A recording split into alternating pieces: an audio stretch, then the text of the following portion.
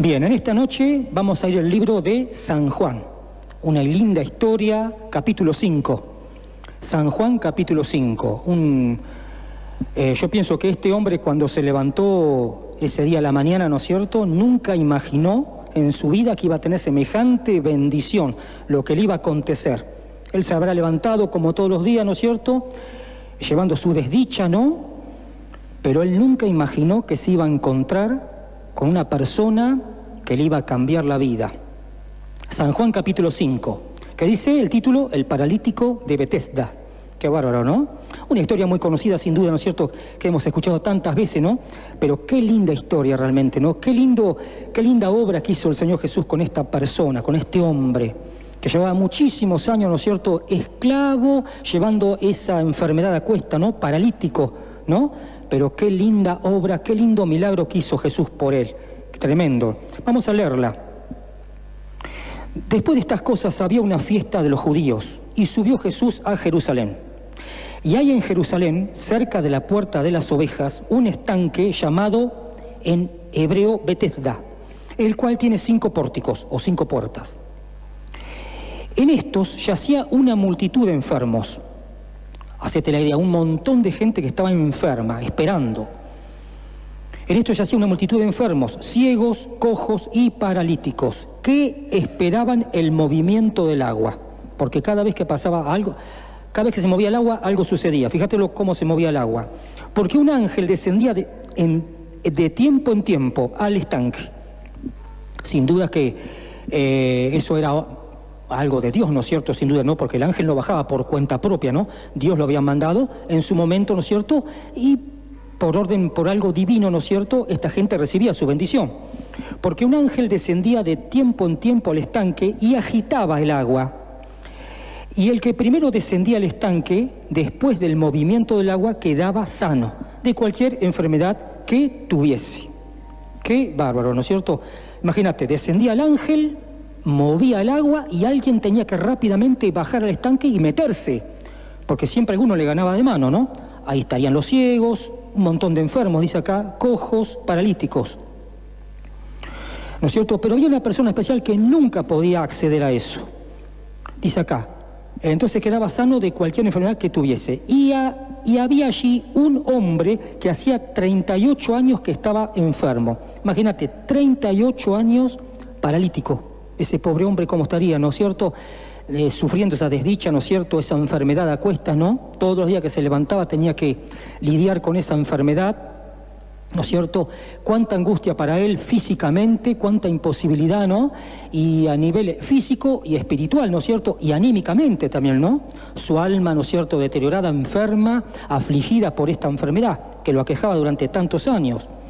Y había allí un hombre que hacía 38 años que estaba enfermo. Pero parece ser que se encuentra con un personaje en ese momento.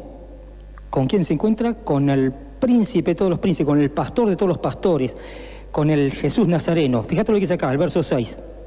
Cuando Jesús lo vio acostado, estaba Jesús en ese momento,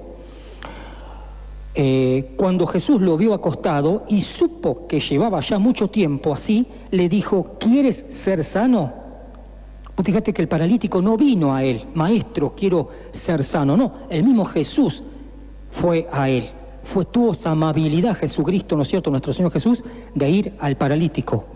Y le pregunta, ¿quieres ser sano? Con amabilidad. ¿Quieres ser sano?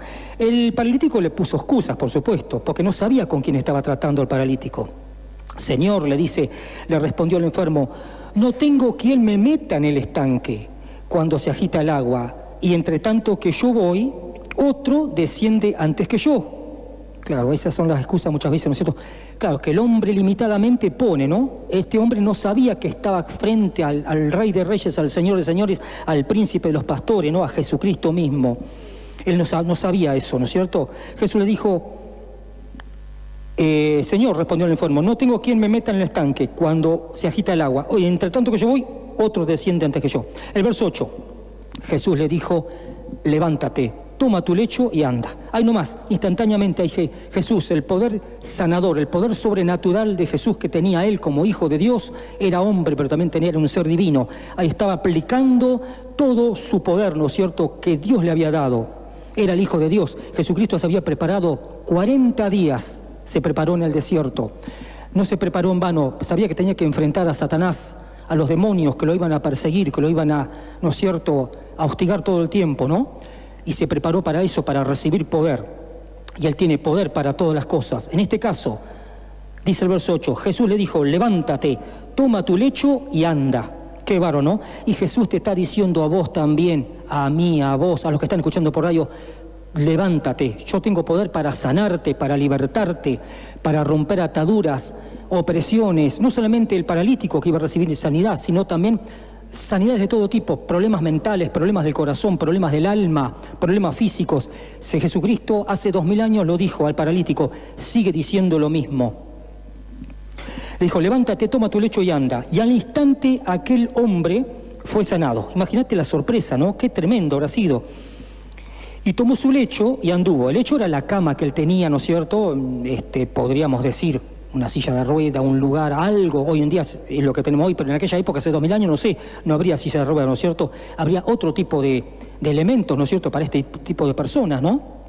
Y al instante aquel hombre fue sanado y tomó su lecho, su cama y anduvo, dice acá. Y era día de reposo aquel día, o sea, el día sábado, que los judíos los respetaban tanto. Entonces los judíos dijeron a aquel que había sido sanado en aquel día de reposo, porque era día de reposo, ¿no te es lícito llevar tu lecho? Él le respondió, el que me sanó, él mismo me dijo, toma tu lecho y anda. Entonces le preguntaron, ¿quién es el que te dijo, toma tu lecho y anda? Y el que había sido sanado no sabía quién fuese. Claro, no sabía, había sido sanado, pero no sabía quién era Jesús, este hombre. Y el que había sido sanado no sabía quién fuese, porque Jesús se había apartado de la gente que estaba en aquel lugar. Después le halló Jesús en el templo y le dijo, mira, has sido sanado, no peques más, para que no te venga alguna cosa peor. Parece ser que este hombre, Jesús, como sabía todo, este hombre había cometido algo, no sé qué clase de pecado habría cometido, por eso muchas veces vienen las enfermedades. No quiero decir que muchas veces por culpa de los pecados, ¿no es cierto?, vienen todo tipo de enfermedades. Hay enfermedades que vienen de diferentes formas, ¿no es cierto?, pero hay enfermedades que muchas veces son por los propios pecados que tenemos a cuesta, que en este caso da este hombre, ¿no es cierto?, que a veces vienen ciertos tipos de enfermedades. Le dice el Señor, mira, no has sido sanado, no peques más para que no te venga alguna cosa peor. O sea, no solamente Jesús lo sanó, sino también le estaba dando la posibilidad de entrar Jesús en su corazón. Y le estaba diciendo, seguime en tu corazón, ¿no es cierto? Y no peques más. No vuelvas otra vez a cometer los mismos errores, las mismas equivocaciones que cometiste en el pasado, para que no te venga algo peor en tu vida. El hombre se fue, dice acá, y dio aviso a los judíos, que Jesús era el que había sido sanado. Claro, cuando se encontró, ahí dijo, este hombre fue el que me sanó. Este es el hombre a quien yo debo seguir, Jesucristo. El hombre se fue y dio aviso a los judíos, que Jesús era el que le había sido sanado. Y por esta causa los judíos perseguían a Jesús y procuraban matarle, porque hacía estas cosas en el día de reposo. Eso es la religiosidad que estos hombres tenían, ¿no? Respetaban tremendamente el día de reposo, que era el día sábado. ¿No es cierto? Ellos creían que respetando el día sábado, el día de reposo, ya estaban santos por completo. Y no era así, porque Jesús mismo realmente hacía sanidades y le estaba diciendo con eso, no es así. El día de reposo es parte de lo que puso el Señor, ¿no es cierto? Pero no era para respetarlo solemnemente de esa forma, ¿no? Jesús dice más adelante, y Jesús les respondió, mi Padre hasta ahora trabaja y yo trabajo. Por esto los judíos aún más procuraban matarle, porque no solo quebrantaba el día de reposo, o sea, el día sábado, sino que también decía que Dios era su propio Padre, haciéndose igual a Dios. Nunca entendieron los judíos, ¿no es cierto?, el propósito de Jesucristo a que vino a la tierra. Ellos pensaban que iba a venir en forma gloriosa, ¿no es cierto?, y que iba a descender de una forma tremenda del cielo, ¿no? Pero nunca imaginaron que iban a ser Jesús en un pesebre y que iba a desarrollar su vida trabajando junto a un carpintero como fue José, ¿no es cierto?, y fue criado de esa forma humildemente, pero nunca lo aceptaron de esa forma. Pero acá entonces vimos este tremendo milagro que hizo Jesús. Un tremendo milagro. Jesús dice acá más adelante, fíjate lo que dice acá, en el libro vemos acá que Jesús sanó un paralítico, pero fíjate lo que dice acá en el libro de San Lucas capítulo 4, casualmente hoy con Adrián estamos hablando sobre eso a empezar la reunión. Jesús capítulo 4, verso 16. Fue el primer discurso que trajo Jesús en la sinagoga. Jesús en Nazaret. Vino a Nazaret donde se había criado y en el día de reposo, también día sábado, entró en la sinagoga. No era el templo, una sinagoga. La sinagoga podría ser como una especie de anexo del templo, donde se hablaba de la palabra del Señor. Entró en la sinagoga conforme a su costumbre y se le levantó a leer. Y se le dio el libro del profeta Isaías. Y habiendo abierto el libro, halló el lugar donde estaba escrito: el Espíritu del Señor está sobre mí, por cuanto me ha ungido para dar buenas nuevas a los pobres. Me ha enviado a sanar a los quebrantados de corazón, a pregonar libertad a los cautivos y vista a los ciegos, a poner en libertad a los oprimidos, a predicar el año agradable del Señor. Para esto apareció Jesucristo sobre la tierra, ¿no? Para deshacer las obras del diablo. Dice acá, dar buenas nuevas a los pobres. ¿Los pobres que no son? Los pobres de espíritu, ¿no es cierto? Me ha enviado a sanar a los quebrantados de corazón, aquellas personas que están con problemas a nivel emocional, con problemas anímicos, ¿no es cierto? Que todo les sale mal y no ven esperanza a sus vidas. Y acá me ha enviado a sanar a los quebrantados de corazón, a pregonar libertad a los cautivos. Los cautivos son aquellas personas que están en cautiverio por enfermedades, pecados, diferentes tipos de cosas que pueden acontecer, ¿no es cierto?, en la vida del ser humano. Incluso hay cristianos que están pasando por este tipo de situaciones. Muchas veces uno dice, vengo a la iglesia y no puedo vencer esto, ¿no es cierto?, este problema que tengo, capaz que está sano, pero tenés problemas de orden emocional, ¿no es cierto?, de orden mental, ¿no? Tenemos que pedirle a Jesucristo que Él te haga libre, quizás con ayunos, con oración, ¿no? Y dice la palabra del Señor, y conoceréis la verdad, y la verdad os hará libres. Tenemos que pedirle al Señor, conocer la verdad. ¿Quién es? Jesucristo es la verdad. Yo soy el camino, la verdad y la vida. Nadie va al Padre si no es por mí. Jesucristo, tenemos que enfocarnos en Jesucristo todo el tiempo. Puesto los ojos en Jesús, el autor y consumador de la fe. No tenemos que poner la vista tanto en las cosas de este mundo, como muchas veces hemos dicho, sino en la palabra del Señor, en el mismo Jesucristo, que Él es el autor y consumador de la verdad. Dice acá, me ha enviado a sanar a los quebrantados de corazón, a pregonar libertad a los cautivos por el diablo y vista a los ciegos. Pueden ser ciegos físicamente y ciegos del espíritu, ¿no es cierto? Personas que están ciegas, que no alcanzan a ver. Muchas veces Satanás ciega el entendimiento de las personas para que no crean el evangelio del Señor, ¿no? Dice acá, a pregonar en libertad a los oprimidos, a predicar el año agradable del Señor. Hay personas que están en cautividad. Millones de personas en el mundo entero están cautivas, oprimidas por el diablo, por Satanás. Y hay cristianos que también, lamentablemente, pasan por esto.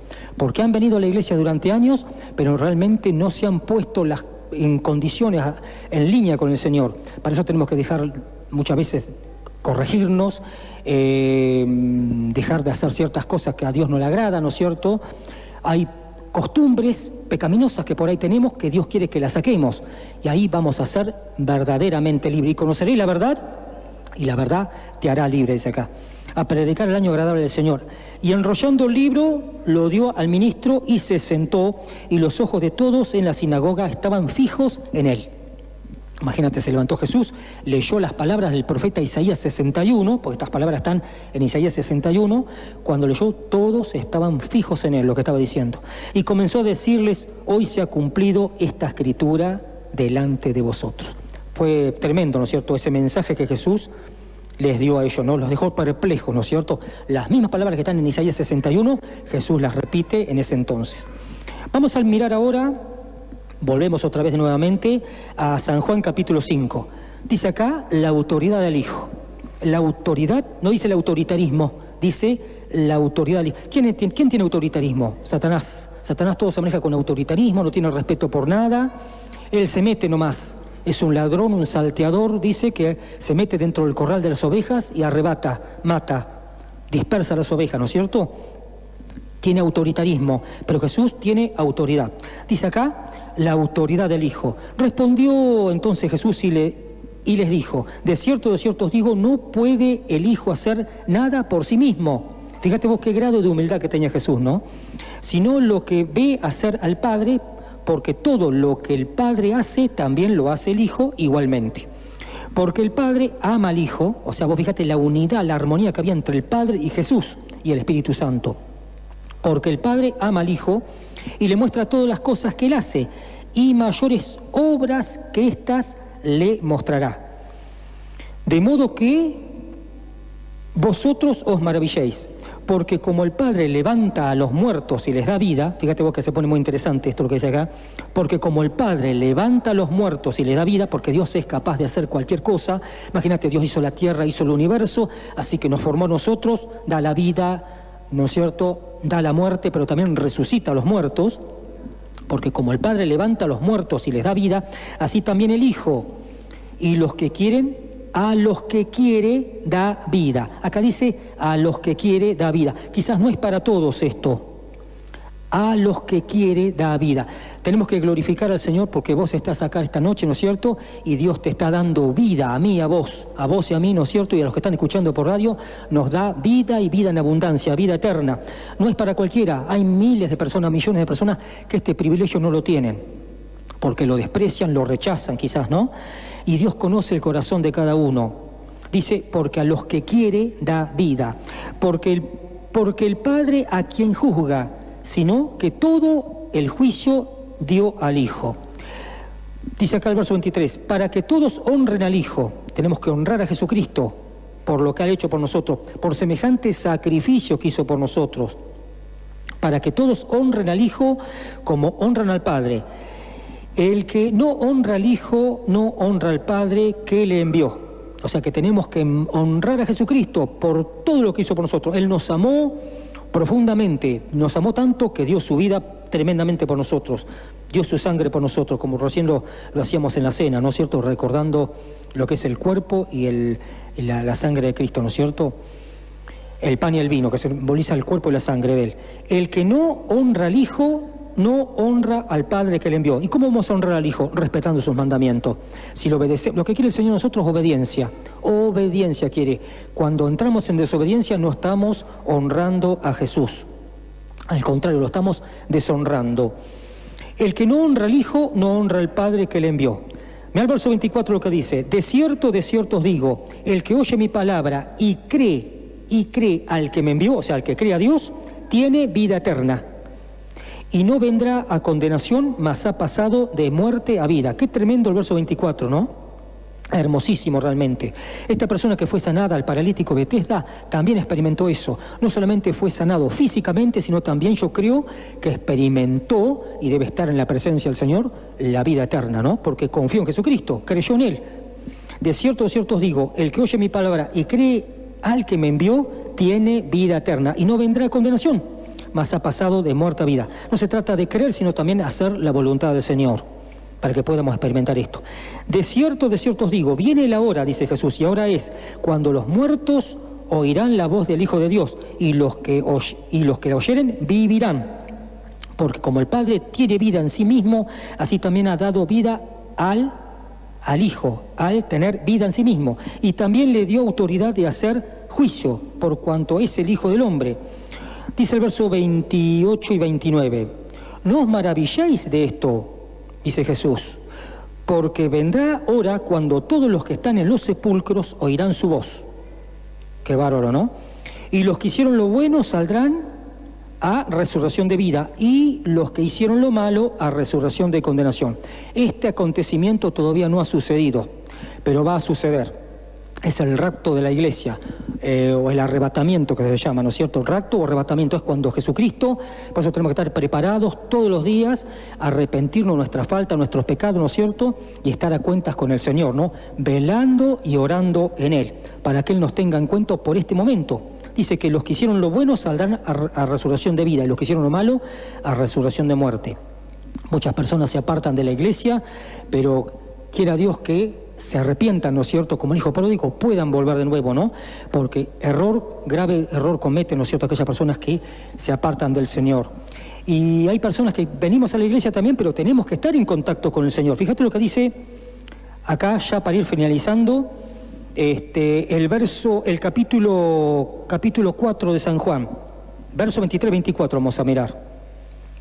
Mas la hora viene y ahora es, cuando los verdaderos adoradores adorarán al Padre en espíritu y en verdad. Porque también el Padre tales adoradores busca, que le adoren. Dios es espíritu y los que le adoran en espíritu y en verdad es necesario que adoren. O sea que si queremos recibir todas las bendiciones del Señor, queremos que el Señor nos tenga en cuenta acá en la tierra con sus bendiciones, y queremos también ser salvos por Él, ¿no es cierto?, y heredar la vida eterna, tenemos que acá comenzar a trabajar en eso. Tenemos que cincelar nuestra vida espiritual acá en la tierra.